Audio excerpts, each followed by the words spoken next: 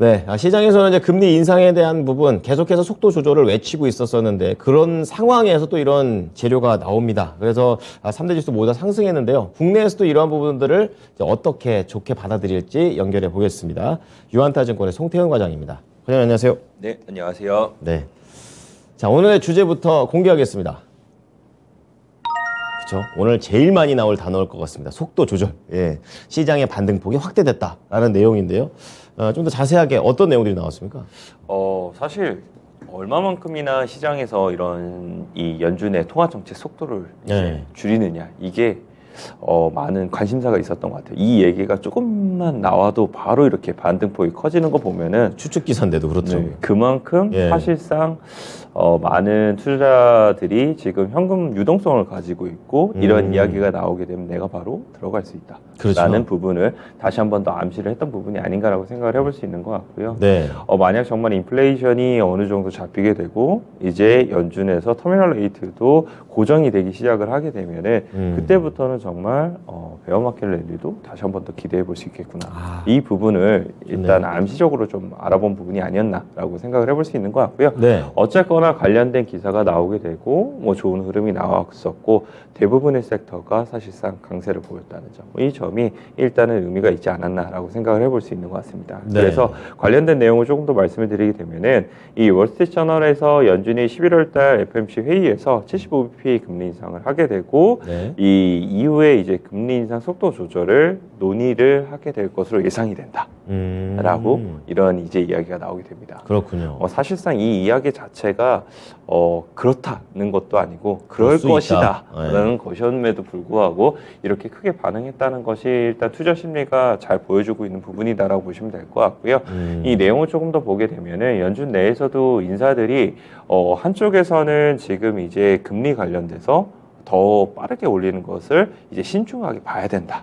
라고 한쪽에서는 생각을 하고 있는 거고, 완화론자들이고요. 네, 반대편에서는 그럼에도 불구하고 지금 금리 인상의 속도 조절을 논하는 거는 시기상조다. 라고 이렇게 두 가지로 나뉘고 있는데 이런 부분이 결국은 금리 인상 속도 관련돼서 조절하는 부분을 논의를 할 수밖에 없게 만들 것이다. 그렇죠. 라는 것이 이 기사의 주된 내용이다. 라고 보시면 될 것 같고요. 어쨌거나 이제 연준 내부에서도 이제 속도 조절론에 대한 부분이 나오게 되면은 연준이 12월 달에 50bp를 인상하기 위해서는 그 전에 시장에게 무언가 50bp를 인상해도 된다는 이러한 이제 설명에 대한 부분을 충분히 제공을 해줘야 된다. 그렇기 때문에 11월 달 FOMC 회의 이후에 이런 부분이 아무래도 더욱더 많이 나올 가능성이 있다. 라고 이제 이야기를 하게 된 겁니다. 그렇군요. 그래서 이런 부분이 사실상 투자 심리를 많은 부분 좋게 만들었다라고 보시면 될 것 같고요. 여기에 이제 메리 데일리 샌프란시스코 연은 총재 같은 경우에는 금리 관련돼서 4.5에서 5% 정도의 금리를 예상을 하고 있고 속도 조절 논의를 이제는 시작을 해야 될 때이다라고 이야기를 하게 되면서 이런 부분에 더욱더 기름을 부어주게 되는 이런 부분이었다라고 보시면 될 것 같습니다. 그래서 이런 부분은 일단은 더욱더 지켜보셔야 되는 부분이다라고 보시면 될 것 같고요. 사실상 추측성 기사인 거잖아요. 그렇죠. 뭐 그런 점을 생각을 해봤을 때는 이게 더욱더 길게 뭐 추세적으로 간다기보다는 일단은 한 번씩 이런 투자 심리가 기저에 깔려 있구나 이런 부분을 어느 정도 우리가 알아뒀으면 더욱더 좋지 않을까라고 생각을 해볼 수 있는 것 같습니다.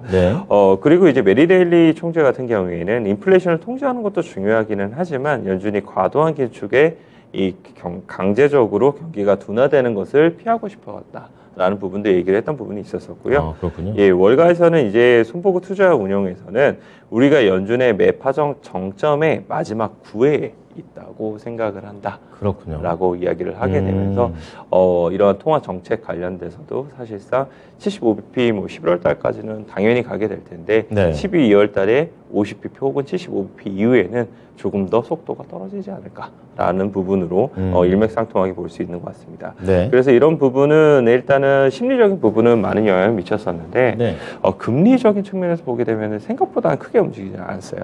10년 국채 금리 같은 경우에는 0.4bp 정도가 하락이 나오게 됐고요. 예. 그나마 2년 국채 수익률 같은 경우에는 8.4bp가 내려가게 되면서 4.5를 이제 기록을 하게 됐습니다. 그리고 이제 11월 이제 CME 패드 웨치에서 보게 되면은 네. 역시나 75bp 금리 인상 관련돼서는 96%의 확률을 가지고 있고요. 다만 이제 12월에서 75bp 금리 인상 관련돼서는 원래는 75% 정도의 인상 확률이었었는데 이것이 46%로 떨어졌다. 즉 그만큼 투자 심리가 이렇게 반응을 하고 있다. 이렇게 보시면 될 것 같습니다. 어느 정도 이제 시장에서 내릴 만한 거 아닌가라는 그런 사장에서 추측성 기사가 적절하게 터졌었고 그럼에도 불구하고 지수는 올라갔지만 국채 수익률이나 이런 걸 보게 되면은 그래도 어느 정도 경계감은 남아있는 듯한 느낌을 좀 받습니다.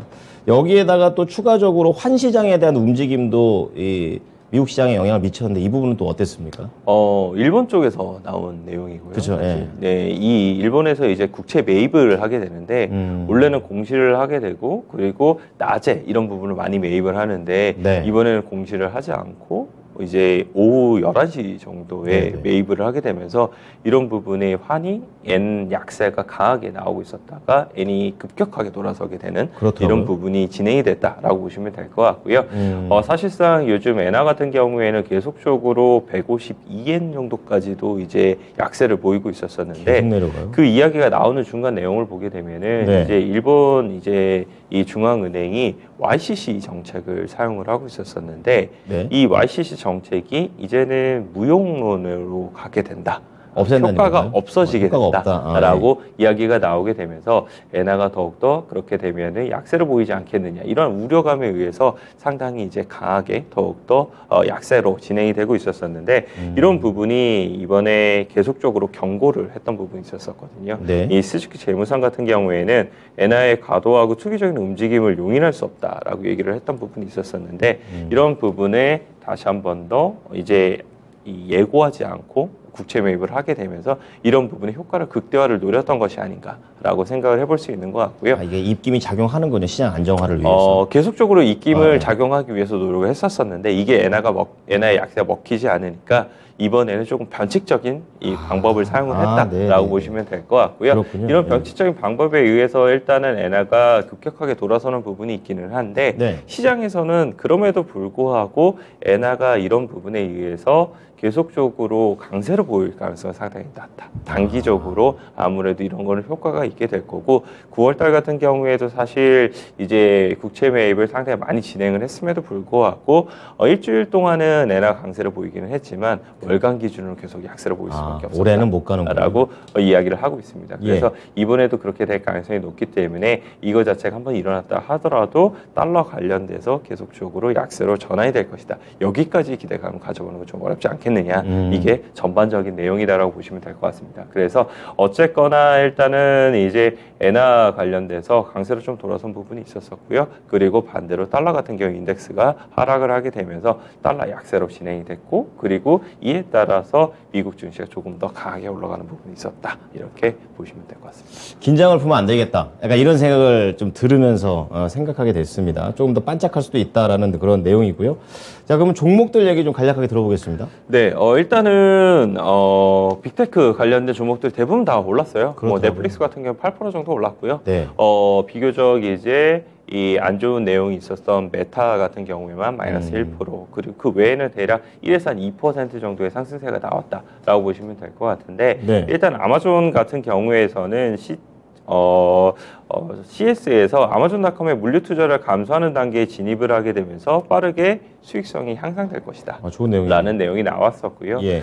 그리고 반대로 메타 같은 경우에는 좋은 내용이에요. CT에서는 그래도 긍정적인 전망을 했던 부분이었었거든요. 네. 3분기 실적 관련돼서 투자자들의 우려감이 높기는 하지만 그럼에도 불구하고 상당히 좀 잘 나오게 될 것이다. 라는 내용이었었는데 사실 지난주 금요일 날 보게 되면은 스냅이 장 마감하고 실적 발표하고 28% 빠졌었잖아요. 진짜 박살이 났죠. 네. 그러면서 전반적으로 좀 좋지 못했었는데 네. 그 그것이 메타 관련돼서도 사실 광고 관련된 비즈니스로 연결이 되어 있어서 그렇죠. 이런 부분에 네. 우려감을 떨쳐내지 못했다라고 보시면 될 것 같고 이에 따라서 마이너스 한 1% 정도를 기록을 했다라고 보시면 될 것 같습니다. 네. 그리고 이제 금융주들 말씀을 드리게 되면은 금융주들이 강하게 올랐어요.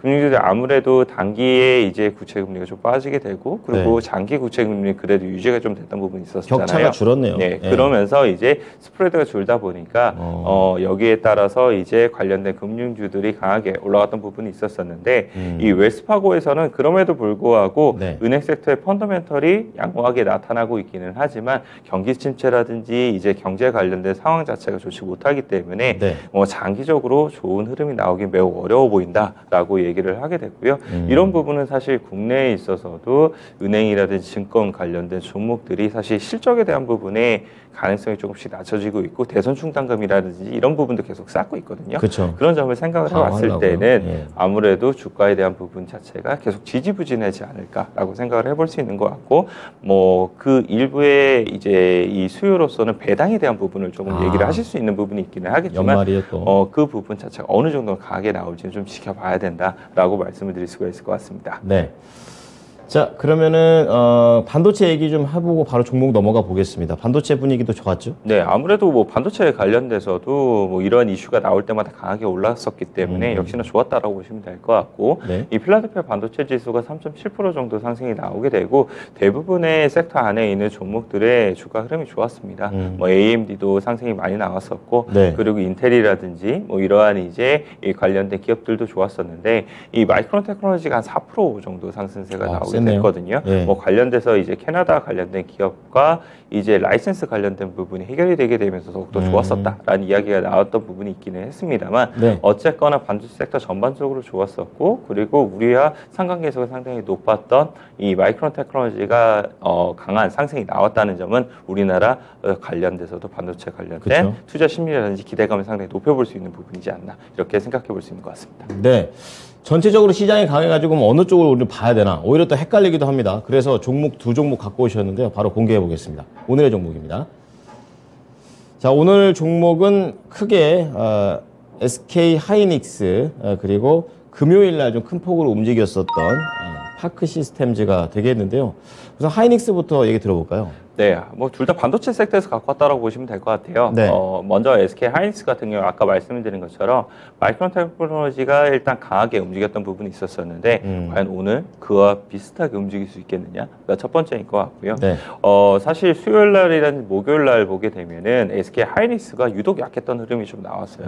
그렇게 되면서 반도체 섹터 전반적으로 투자 심리가 조금은 약화됐던 부분이 있었었는데 오늘 그런 부분을 다시 한번 이제 채워넣을 수 있겠느냐 이 부분을 보셨으면 좋을 것 같고요. 실적에 대한 전망치는 사실 좋지는 못합니다. 3분기 관련돼서도 실적이 줄어든 부분이 있고 4분기 때는 정말 급감이 나올 것으로 예상이 좀 되고 있거든요. 그래서 이런 부분은 조금 지켜봐야 할 요소에 있기는 하기는 합니다만 그래도 내년도 후반부터는 실적이 다시 한 번 더 좋아질 수 있다라는 관측이 많이 나오고 있는 만큼 지금 바로 추세를 돌린다라고 생각을 하시기보다는 바닥권에서 계속적으로 이제 관련된 상승에 대한 모멘텀을 찾고 있다. 이 정도로 보시면 될 것 같고요. 관련돼서 이제 조금 더 좋아지는 그림이 나오게 되면은 거기서부터는 추세 전환도 가능해 보인다. 그리고 일부 증권사에서는 2023년도 1분기가 이게 해당이 될 가능성이 있다. 이렇게 얘기를 하고 있고요. 그 다음으로 이제 파크 시스템즈를 말씀을 드리게 되면은 파크 시스템즈 같은 경우에는 잠정 실적을 발표를 하게 됐습니다. 잠정 실적 관련돼서 3분기 때 어닝 서프라이즈를 기록을 하게 되고 이 관련돼서 EUV 관련된 마스크 리페어 장비라든지 이런 신규 장비가 더욱더 많은 부분 이제 판매가 되기 시작을 하게 되면서 매출액이라든지 아니면 영업 마진이 더욱더 좋아졌다라고 보시면 될 것 같고요. 4분기 실적 관련돼서도 다른 업체들 같은 경우에는 불확실성이 좀 높은 데에 반해서 파크 시스템즈 같은 경우 이 관련돼서도 확실한 수주에 대한 부분이라든지 이런 부분이 있기 때문에 더욱더 좋아질 것으로 예상이 되고 있습니다. 그래서 이러한 관점을 생각을 해봤을 때는 실적에 대한 희소성이라든지 이런 부분 그리고 반도체 관련돼서도 투자 심리가 조금이나마 더욱더 좋아지게 되면은 실적의 위주로의 관련된 종목 쪽으로 더욱더 수급이 쏠릴 수 있다는 점, 뭐 이런 점을 생각해 봤을 때 파크 시스템즈도 지금 이 자리에서 관심 있게 우리가 봐야 된다, 이렇게 말씀을 드리도록 하겠습니다. 네, 결국에 반도체에 대한 수급이 어떻게 될지를 두 종목을 보면서 대응을 해보면 되겠습니다. 오늘 말씀 잘 들어보겠습니다. 고맙습니다. 네, 감사합니다. 네, 자, 오늘 하이닉스입니다. 미국장의 이런 반도체 흐름을 같이 이어갈 수 있는지 관점에서 좀 지켜보고요. 파크 시스템즈 최근에 좀 뜨겁죠? 실적도 좋고 전망도 다른 종목들 대비해서 견조하다라는 관점에서 한번 지켜보시기 바랍니다. 네, 지금까지 투자 판단에 도움이 될 수 있는 정보를 제공해 드렸습니다. 하지만 특정 종목의 상승과 하락을 보장하지 않으니까요. 이 부분 참고해 주시기 바랍니다. 오늘도 힘내시기 바랍니다. 고맙습니다.